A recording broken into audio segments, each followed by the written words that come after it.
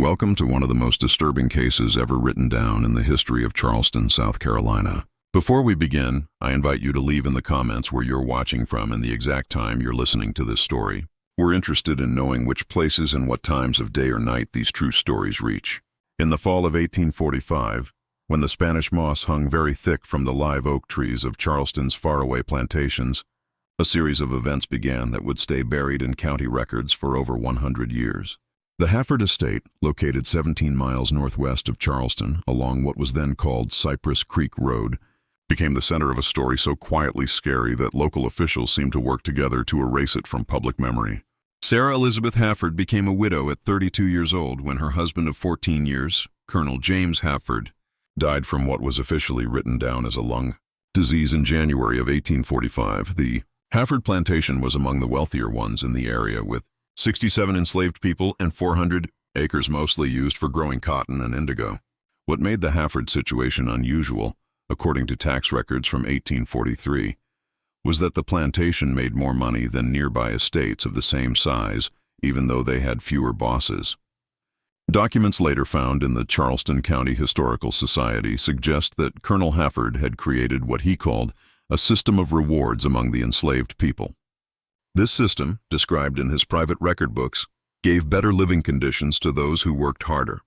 However, these same record books contain disturbing notes about those who failed to meet the colonel's expectations. Pages describing these punishments were partly damaged by water, with several sections carefully cut out with what appears to have been a small, sharp blade. In February of 1845, barely a month after her husband's death, neighbors reported seeing Sarah Hafford making frequent trips to the slave quarters after dark. According to the diary of Margaret Pinckney, whose family owned the property next door, this behavior was very strange for a woman in mourning. The diary entry, dated February 12th, notes, "Mrs. H. has stopped wearing her black clothes already and today appeared at church in a dress of deep blue. She didn't talk to anyone and left before Reverend Stillwell had finished his sermon." What happened over the following months becomes clearer through a series of letters exchanged between Reverend Thomas Stillwell of St. Philip's Parish and his brother, a judge in Savannah. In a letter dated April 4th, Stillwell wrote, "The widow Hafford has fired the overseer, Mr. Daniels, who has been with the family for 9 years. When asked about this decision, she said that he was no longer needed for running her business.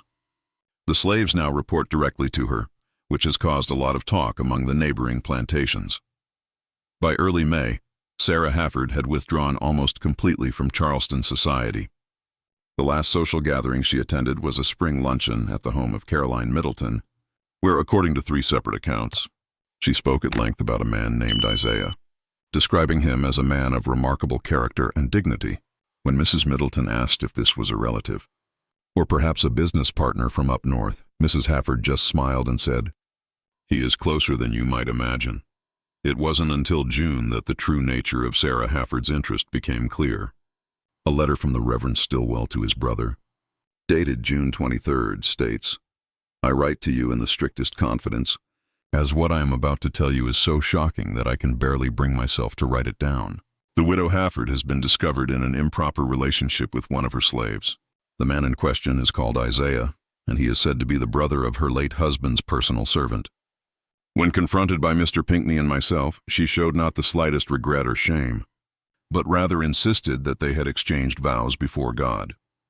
Tax records from July 1845 show that Sarah Hafford sold 23 of her slaves to a buyer from New Orleans, keeping 44, including Isaiah and his brother Thomas. An unusual note in the margin of this document reads, "Buyer reports widow's insistence that certain individuals not be separated." This practice of keeping family units together was unusually kind for that time period and raised suspicions among neighboring plantation owners. By August, rumors had spread throughout Charleston society. A letter from Caroline Middleton to her sister in Richmond describes how the Hafford situation has become the whispered scandal of every parlor in the county. They say she has given him a room in the main house and that they dined together. The Pinckneys swear they saw them walking the grounds arm in arm at dusk as if they were husband and wife taking the evening air. The Charleston Mercury from August 12, 1845, contains a small item on the 3rd page. Unusual disturbance at the Hafford estate. Sheriff Thompson called to investigate reports of gunfire. No injuries reported. This simple entry hides the seriousness of what actually happened as detailed in Sheriff Thompson's official report filed August 13th, but later removed from county records, until it was rediscovered during a courthouse renovation in 1962. According to the sheriff's report, a group of 12 men from neighboring plantations arrived at the Hafford estate shortly after midnight on August 11th. They came with the stated intention of restoring proper order to the plantation. They demanded that Isaiah be handed over to them. When Sarah Hafford refused, gunshots were fired into the air as a warning. What happened next is described by Sheriff Thompson as a confrontation, unlike any I have witnessed in my 17 years of service. The report states that Sarah Hafford appeared on the front porch of the main house, armed with her late husband's dueling pistols.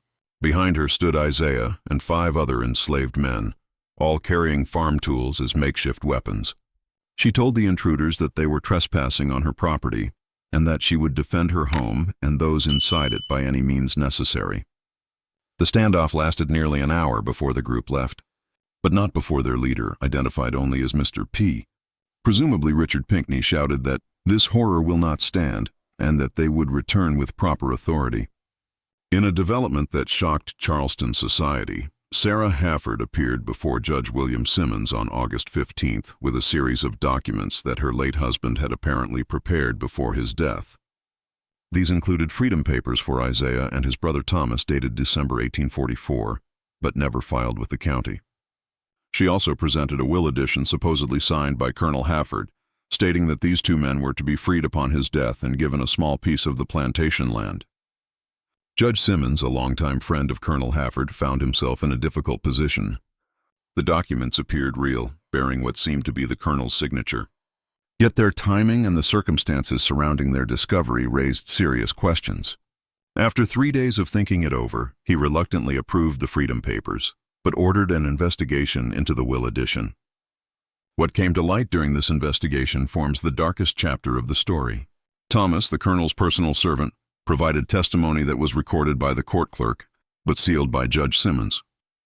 This testimony remained sealed until 1959, when it was discovered during an archival review by historian Dr. Helena Whitfield of the University of South Carolina. According to Thomas's testimony, Colonel Hafford had not died of a lung disease as officially recorded. Rather, he had been slowly poisoned over the course of several months. Thomas stated that he had observed Sarah Hafford adding an unknown substance to her husband's evening tea.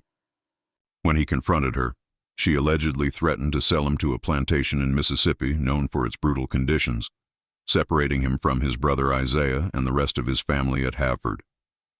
Thomas further testified that as the colonel's health got worse, Sarah began to show more and more attention to Isaiah, who worked mainly in the plantation stables. She would have long conversations with him when she thought no one was watching them.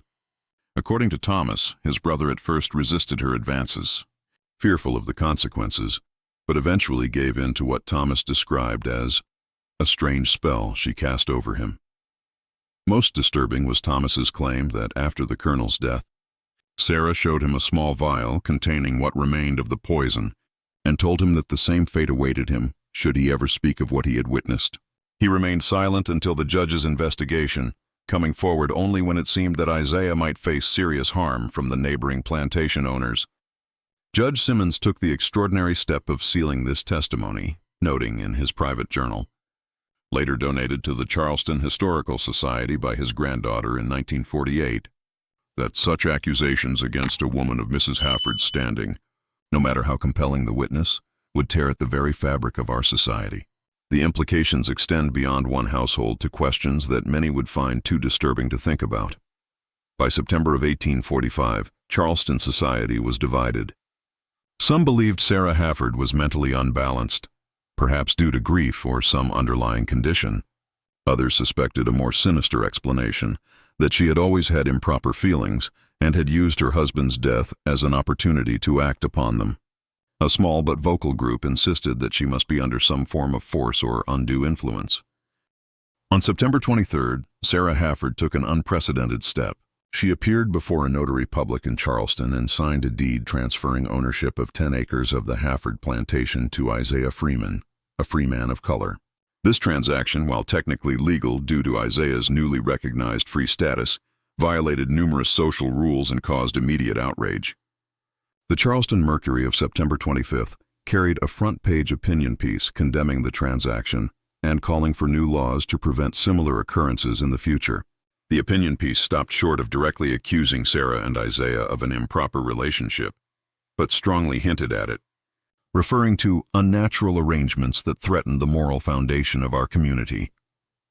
What happened on the night of October 7th remains subject to conflicting accounts. According to the official report filed by Sheriff Thompson, a fire broke out in the main house of the Hafford Plantation at approximately 11 p.m. at night. By the time the sheriff and his deputies arrived responding to an alarm raised by a passing traveler, the house was completely on fire.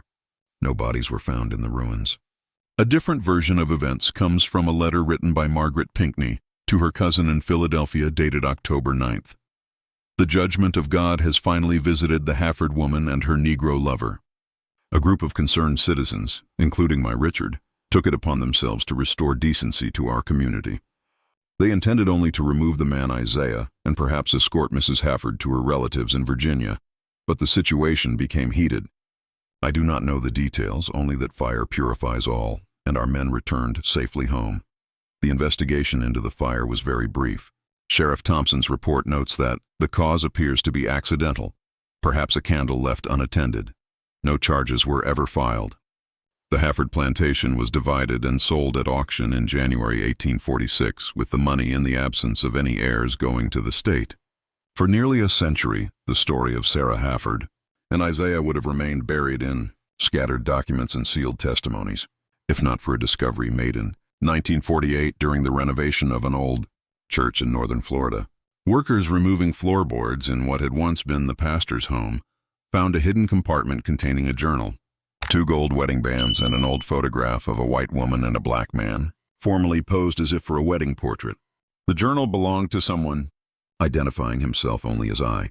The entries begin in November 1845 and continue occasionally. Until March 1861, they tell the story of a couple who fled South Carolina after a night of fire and terror, making their way through Georgia and eventually to a small settlement in Florida where they lived under fake names. According to the journal, the woman known locally as Mrs. Freeman taught at a small school for the children of free black families while her husband worked as a carpenter. They lived in constant fear of discovery, rarely going beyond their immediate community. The final entry dated March 10, 1861 reads, "News of war between the states reaches us even here. S fears what this might mean for our fragile peace. I tell her that God has preserved us this far and will not abandon us now. But in the night I hear her weeping and know that the past is never truly behind us." Historians remain divided on whether I was indeed Isaiah Freeman and if the woman in the photograph was Sarah Hafford. The image is somewhat damaged, making positive identification difficult. Professor Whitfield, who studied the materials extensively before her death in 1967, believed strongly in their authenticity, pointing to certain details in the journal that matched known facts about the Hafford Plantation. Perhaps the most compelling evidence comes from church records in the Florida settlement. They list an Isaiah and Sarah Freeman as contributors to a building fund in 1852. A note beside their names reads, "Married by the grace of God, if not by the laws of men." In 1955, during the height of the civil rights movement, a journalist from the Pittsburgh Courier attempted to track down descendants of Isaiah and Sarah Freeman, but found no clear evidence that they had children. However, he did locate an elderly woman in Tallahassee who claimed that her grandmother had often spoken of the white lady teacher and her husband, who weren't supposed to be together, but loved each other until death. The land that once made up the Hafford Plantation is now mostly occupied by a suburban neighborhood and a shopping center.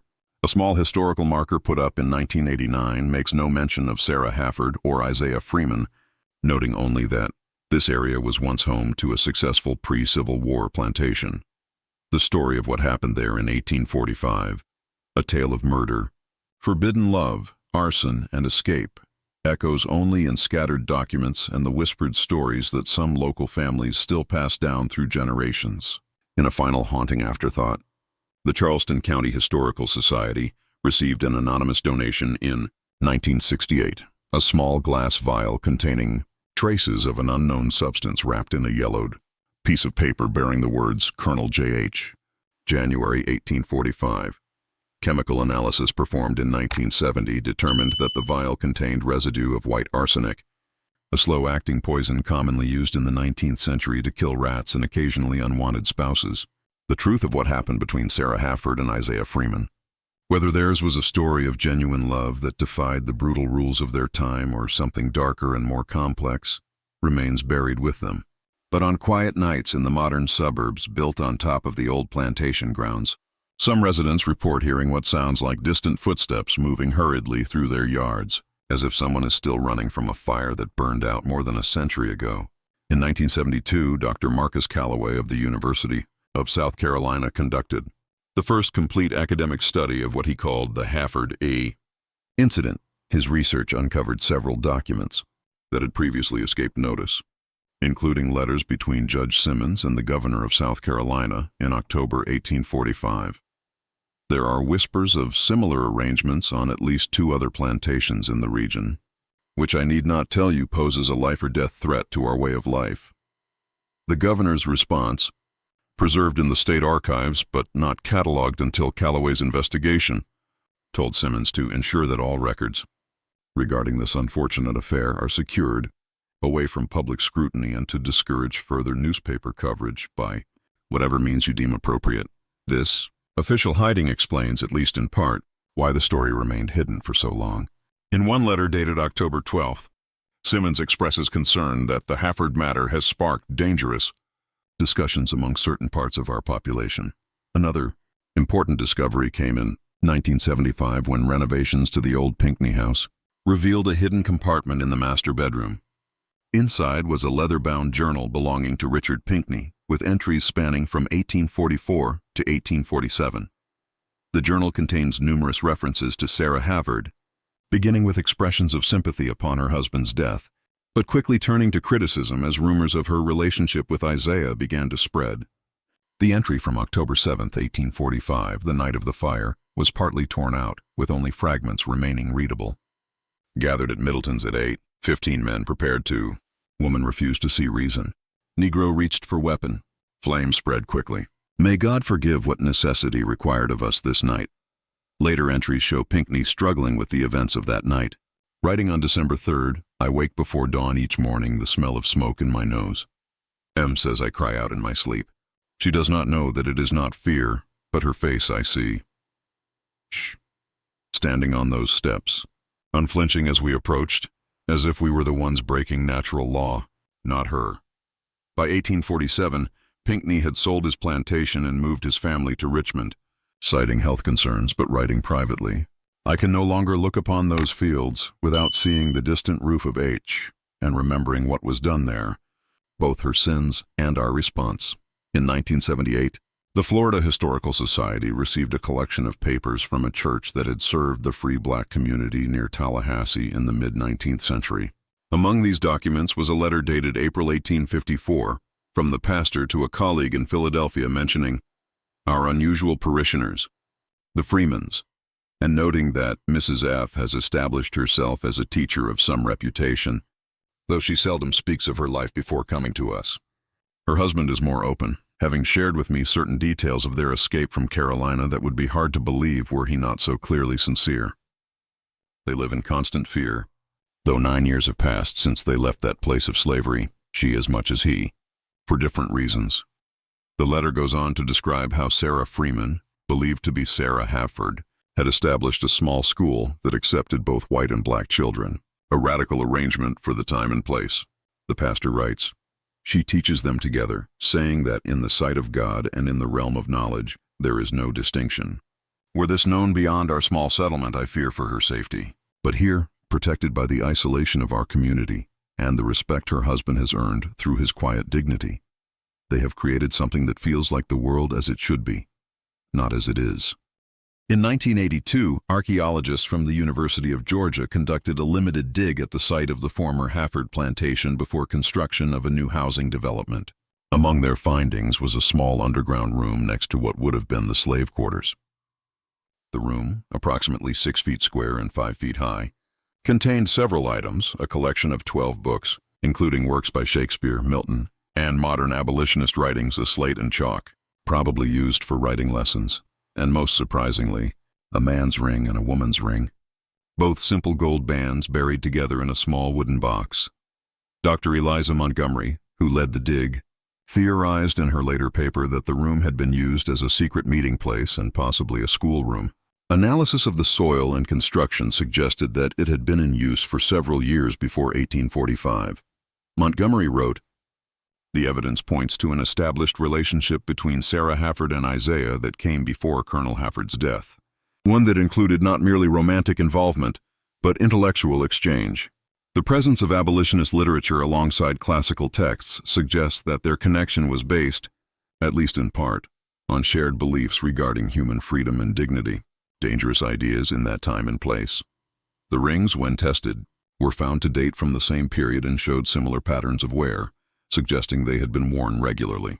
No engraving or markings were found on either band."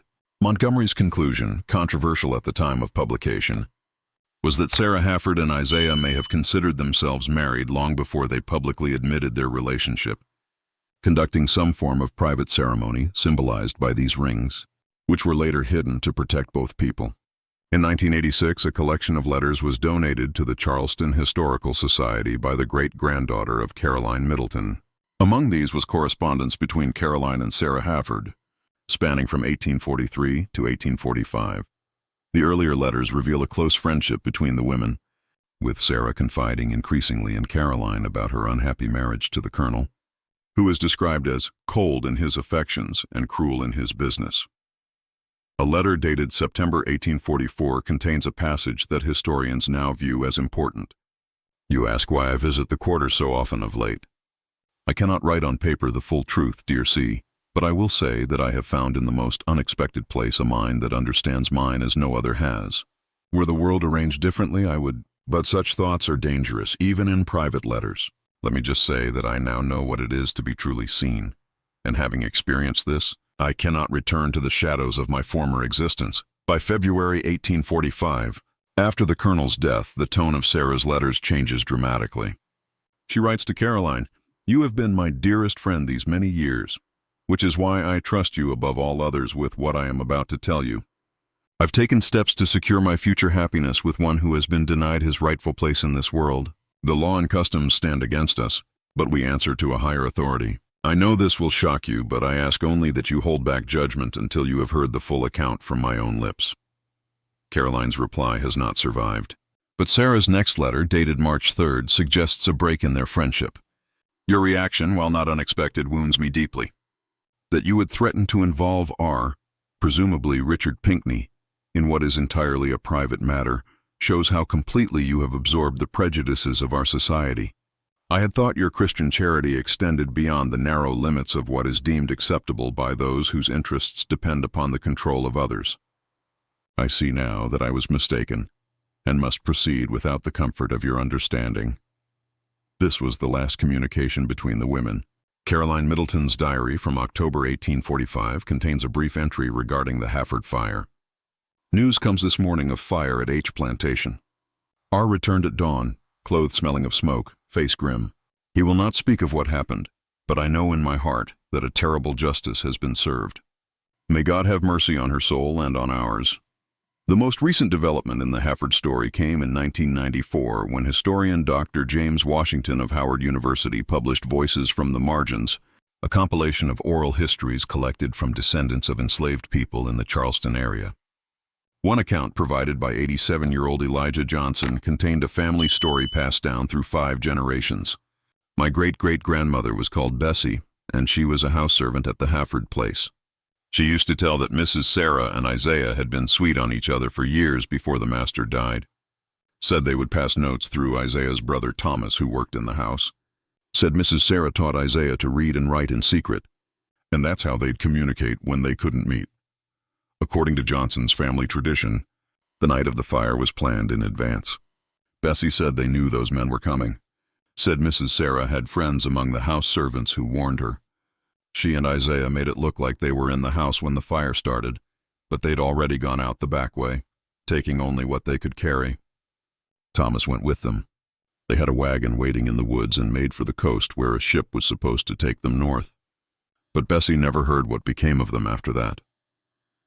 This account matches certain archaeological findings and documentary evidence, suggesting that the fire may have been part of an escape plan rather than a tragedy. The lack of bodies found in the ruins, noted in Sheriff Thompson's report, but not investigated at the time, supports this theory. In 2001, marine archaeologists mapping shipwrecks off the coast of Georgia discovered the remains of the merchant vessel Northern Light, which sank during a storm in November 1845. The ship's manifest recovered from state archives listed among its passengers, Mr. and Mrs. Freeman and companion traveling from Charleston to Philadelphia. The ship never reached its destination, and no survivors were reported. For many years, historians assumed that this represented the tragic end of Sarah and Isaiah's escape.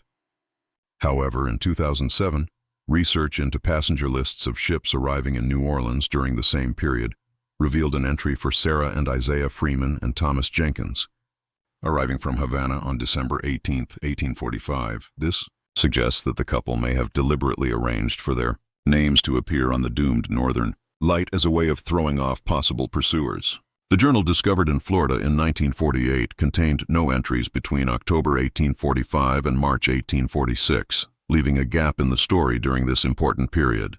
The first entry from Florida reads simply, "We have found a place where we might live quietly." The journey here tested us in ways I could never have imagined, and there were moments when I believed we would not survive.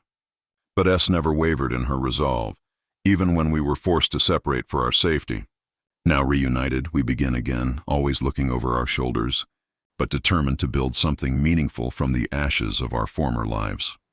What emerges from these scattered pieces of evidence is a story more complex and perhaps more inspiring than initially apparent.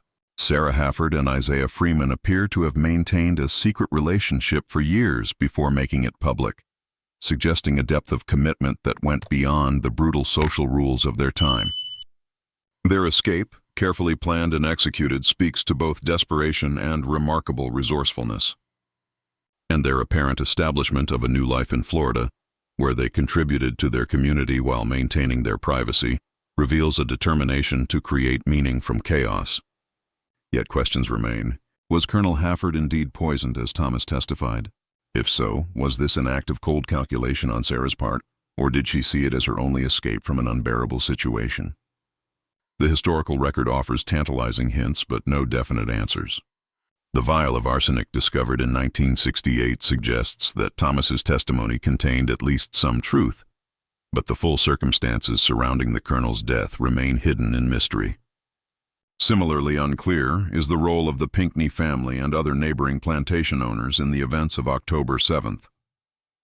Richard Pinckney's journal suggests deep moral conflict following the fire, but stops short of clearly confirming that murder was committed that night. The fact that no investigation was pursued despite Sheriff Thompson's initial involvement points to working together at an official level to hide the truth. Perhaps most painfully unclear is the nature of Sarah and Isaiah's relationship itself. Was this a genuine love story that defied the barbaric racial hierarchies of pre-Civil War South Carolina? Or was there manipulation on Sarah's part, using Isaiah as a way of escaping an unhappy marriage and the limits of her position as a plantation mistress? The archaeological evidence of a long-standing intellectual and emotional connection suggests the former, but without direct testimony from either party, historians can only guess. What is clear is that the story of Sarah Hafford and Isaiah Freeman sent waves of fear through white plantation society. The idea that a woman of Sarah's social standing would choose to reject the privileges of her position for a relationship with an enslaved man represented a serious threat to the belief system that supported slavery. If such a choice could be made freely and with full agency, how could the myth of natural racial hierarchy be maintained? This explains the extensive efforts to hide the story from Judge Simmons's sealing of testimony to the governor's direct intervention. It explains why neighboring plantation owners felt justified in taking violent action to end the relationship. And it explains why, for over a century, the story remained broken across scattered documents and oral traditions, never put together into a clear narrative that might challenge established historical accounts of the period. In 2015, a small memorial plaque was installed at the Charleston County Historical Society, acknowledging Sarah Hafford and Isaiah Freeman. The plaque reads simply, Their story reminds us that human connections could go beyond even the most rigid boundaries of their time, often at terrible cost. Visitors to the suburban neighborhood now standing on the former Hafford Plantation lands occasionally report unusual events, cold spots in otherwise warm rooms, the sound of footsteps when no one is present, and most frequently, the smell of smoke that appears and disappears without explanation. In 2019, a family renovating one of the older homes in the development discovered hidden within a wall space a small cloth bundle containing a woman's lace handkerchief embroidered with the initials SH and a hand-carved wooden figure of a bird in flight. Some local residents maintain that on certain autumn nights, particularly when the Spanish moss hangs heavy from the few remaining live oak trees, the silhouettes of a man and woman can be seen walking arm in arm across what was once the plantation grounds.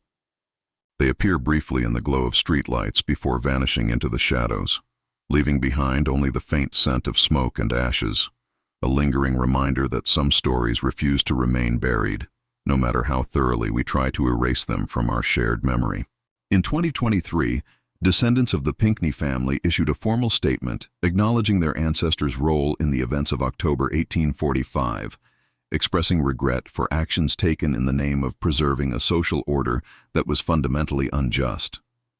The statement concluded, "We cannot change the past, but we can commit to honoring the full truth of our history, including its darkest chapters."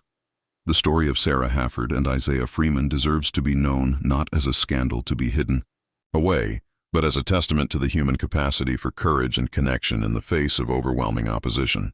The final word on the Hafford incident may belong to Isaiah Freeman himself from the last entry in his journal dated March 1861. "They burned our house, thinking they could burn away what existed between us. But they failed to understand that what we built together was never contained within those walls. It lives in every moment we have shared since, in every child we have taught to read, in every small kindness we have shown to those around us. They sought to make an example of us to show the impossibility of such a union.